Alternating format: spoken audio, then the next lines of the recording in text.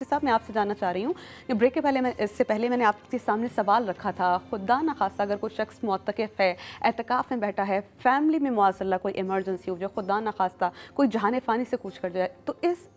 Emergency के पेश नज़र मुअत्तकिफ़ को क्या करना चाहिए? बिस्मिल्लाह, जैसे कि वालिद का इंतकाल हो गया, खुदा न खास्ता, या वालिदा का इंतकाल हो गया, कोई और करीबी रिश्तेदार का इंतकाल हो गया, जाना बहुत ज़रूरी है। पहली बात तो ये कि जैसे ही वो मस्जिद से बाहर निकलेगा एतकाफ़ टूट जाएगा। मगर ये शरई उज़्र है तो इस वजह से वो गुनाहगार नहीं होगा,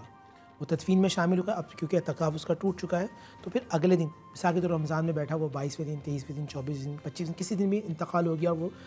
मस्जिद से बाहर निकला, तदफीन में शामिल होगा, रोज़ा यानी उसका एतकाफ़ टूट गया। अगले दिन वो क़ज़ा करेगा जी। क़ज़ा रमज़ान शरीफ में जैसे 28 को दोबारा बैठ गया है, 27 को बैठ गया है, तो एक दिन की उसकी क़ज़ा होगी। मिसाल के तौर पे वो चांद रात यानी 29वें दिन, आखिरी दिन जो था, उस दिन इंतकाल हो गया, वो मस्जिद से यानी कि निकल गया बाहर और रमज़ान भी ख़त्म हो गया, तो रमज़ान के बाद फिर वो असर से लेकर अगले दिन मगरिब तक वो क़ज़ा करेगा और रोज़ा रखेगा। ठीक, और ठीक आपा, मैं आपसे जानना चाह रही हूँ कि जो शख्स एतकाफ़ में बैठता है उससे ये चाहिए कि तमाम ऐसी चीज़ों से जिससे हमें बचना चाहिए, मिसाल के तौर पर यूज़ेज ऑफ फ़ोन या टॉकिंग, आप अपने घर में घूम फिर रहे हैं, या अगर मर्द हज़रात की बात करें तो वो जो इज्तिमाई एतकाफ़ में बैठे हुए होते हैं, उन बजाय इसके कि अपनी इबादत में ख़ुद को बिज़ी रखें, बातों में और ईद की डिस्कशंस और इन चीज़ों में ख़ुद को बिज़ी रख लेना, इससे तो फिर यकीनन गुनाह होता होगा। अच्छा समिया, मैं ये समझती हूँ, इसलिए इस वक्त बाज़ारों में भी बहुत ज़्यादा गहमा गहमी है, तो ताजिर हजरात बहुत सारे उमूमन ना एतकाफ़ इसलिए किया करते हैं कि वो बहुत ज़्यादा थक जाया करते हैं और वो मुअत्तकिफ़ होकर अपनी नींद पूरी किया करते हैं, तो यकीनन ये किसी सूरत से भी ऐसा अम्र नहीं है। अच्छा, जहाँ तक मोबाइल फ़ोन इस्तेमाल करने की बात है, तो मोबाइल फ़ोन में भी बहुत सारी दुआएँ हुआ करती हैं और ऐसे लेक्चर्स हुआ करते हैं, यानी अगर यूज़ भी करें तो अच्छे मकसद के लिए इस्तेमाल करें, और शरई मसाइल बहुत सारे हुआ करते हैं मोबाइल फ़ोन में, तो उसको इस्तेमाल कर सकते हैं, लेकिन बहुत ज़्यादा बातें किसी सूरत से भी ऐसा अमल नहीं है और सोना भी ऐसा अमल नहीं है। अच्छा मुफ्ती साहब, जैसे कि आपने कहा अगर औरतें घर में एतकाफ़ कर रही हैं तो उस जगह का इंतखाब करें जो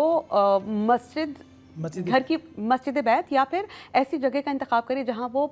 नमाज पढ़ती हैं मुसलसल। ये सवाल मैं एक बार पहले भी आपसे कर चुकी हूँ, लेकिन फिर ये दोबारा आपके सामने रखना चाहूँगी, बहुत से लोगों की कन्फ्यूजन इससे दूर हो जाएगी। हमारे यहाँ ये कॉन्सेप्ट है और ऐसा समझा जाता है कि जितनी ज़्यादा जगहों पर नमाज़ पढ़ी जाएगी, नमाज कल क़यामत आपकी गवाही देगी कि इस शख्स ने इस जगह पर नमाज़ पढ़ी है। अगर इस कॉन्सेप्ट के साथ आप पूरे घर ही में नमाज़ पढ़ रहे हैं और कोई ऐसा एरिया मुख्तस नहीं है जहाँ पर एतकाफ़ में बैठा जाए, तो क्या किया जाए? देखिए, पहली बात हुई कि आपको शरई मामलात को समझना चाहिए।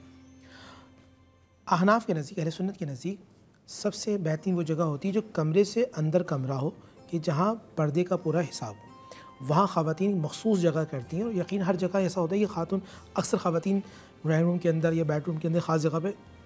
नमाज़ पढ़ रही होती हैं, तकरीबन ख़वातीन का होता है, तो उस जगह वो एतकाफ़ की नीयत से बैठेंगी। मैंने पहले अर्ज़ कर दिया, अगर घर में कोई ख़वातीन नहीं है, वो खाना भी बना सकती हैं, दूसरे काम भी कर सकती हैं, मगर जब खाना बनाने के साथ खाना खाएंगी तो जिस जगह उन्होंने एतकाफ़ की नीयत से जो हाथा खींचा है, वहाँ बैठकर वो खाना भी खाएंगी और दूसरे काम कर सकती हैं। हाँ, यहाँ ख़वातीन को एक बात मैं अर्ज़ करूँगा, जो एतकाफ़ कर रही हैं, जो एतकाफ़ में नहीं होंगी, वो जब भी खाना बनाएं तो कोशिश किया करें सूरह फ़ातिहा, कुरान की आयात या दुरूद मुस्तफ़ा सल्लल्लाहु अलैहि वसल्लम पढ़ा करें, क्योंकि तफसीर राज़ी के अंदर इमाम राज़ी अलैहिर्रहमान ने इसको नकल किया है, और इसी इबारत को अन्निअमतुल कुबरा के अंदर अल्लामा इब्न हजर हैसमी मक्की रहमतुल्लाह ने नकल किया है कि वो खाना उस वक्त तक हज़म नहीं होता जिस पर अल्लाह कलाम पढ़ा जाए, तो वो उस वक्त तक हज़म नहीं होता जब तक खाने वाले की बख्शिश मग़फ़िरत न करवा दें। तो रमज़ान शरीफ के अंदर जितनी मेरी बहनें वो कोशिश करें, और रमज़ान के अलावा भी कुरान की तिलावत करते हुए या कुरानी आयात पढ़ते हुए या दुरूद मुस्तफ़ा सल्लल्लाहु अलैहि वसल्लम पढ़ते हुए खाने को बनाया करें। अच्छा आपा, मैं आपसे जानना चाह रही हूँ कि जो लेडीज़ हैं एंड स्पेशली वो जो मैरिड हैं, एतकाफ़ में बैठने से क़ब्ल क्या उनको अपने हस्बैंड की इजाज़त लेना ज़रूरी है उनके लिए? अच्छा, मुस्तहब कोई भी इबादत वाजिब से कोई रोक नहीं सकता, और मुस्तहब के लिए इजाज़त बहुत ज़रूरी है। और एतिकाफ़ में अगर कोई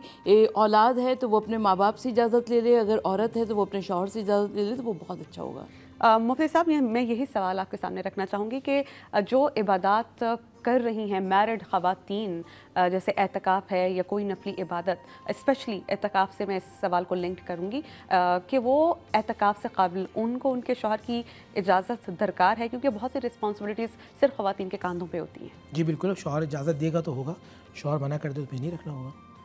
सही। और की इजाज़त बहुत ज़रूरी है इसमें। ठीक, हम इस पे मज़ीद बात करेंगे। हमें कहा जा रहा है we have to take a very short break, और ब्रेक के बाद हम वापस आएंगे, गुफ्तगू के सिलसिले को आगे बढ़ाएंगे।